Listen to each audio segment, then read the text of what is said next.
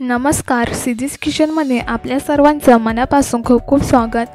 तर आज मी तुम्हाला दाखवणार आहे साध्या आणि सोप्या पद्धतीमध्ये बटाट्याची भाजी। तर चला मग, त्यासाठी मी 7 बटाटे घेतले आहेत। आता हे बटाटे आपल्याला कुकरमध्ये लावून उकडून घ्यायचे आहेत। तर आता मी हे कुकरला लावून उकडून घेते। आता आपण पाहूयात की बटाटे आपले कुकरला उकडून झालेले आहेत की नाही ते। तर बटाटे आपले गरमागरम मस्तपैकी उकडून तयार झालेले आहेत। त्यानंतर मी इथे बटाट्याची सालं काढून घेतलेली आहेत आणि ते इथे कापून घेतलेले आहेत।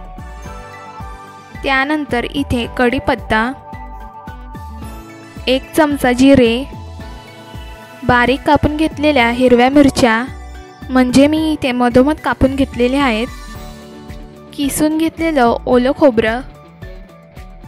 त्यानंतर आपण इथे कढईमध्ये तेल तापवून घेऊयात।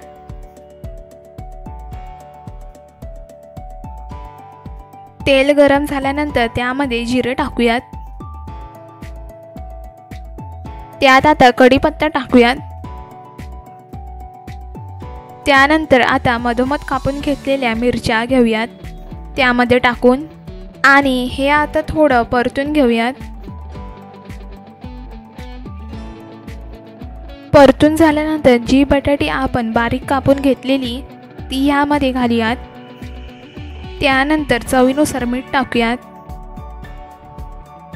मीठ टाकून झाल्यानंतर आता हे आपण परतून घेऊयात।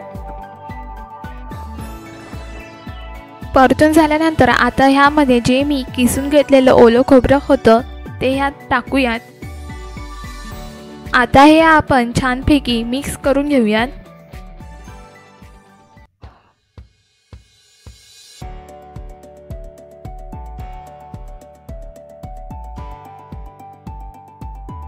छानपैकी मिक्स झालेलं आहे। आता आपण ह्याच्यावरती झाकण ठेवूयात आणि 10 मिनिटं वाट पाहूयात। तर आता आपण झाकण उघडून ह्याच्यावरती मस्तपैकी कोथिंबीर घालूयात आपण आणि ह्याला मिक्स करून घेऊयात छानपैकी।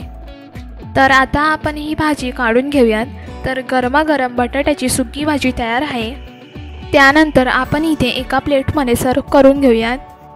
तर ह्या पद्धतीने वरीचा भात आणि उपवासाच्या पद्धतीची बटाट्याची भाजी तुम्ही कधीही करून खाऊ शकता उपवासाच्या दिवशी।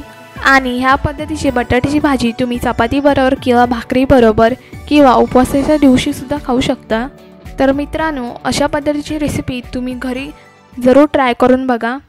कशी झाली आहे हे आम्हाला कमेंट बॉक्समध्ये नक्की कळवा। आणि अशा छान छान रेसिपीज पाहण्यासाठी आमच्या चॅनलला लाईक करा, शेअर करा आणि सबस्क्राईब करायला विसरू नका।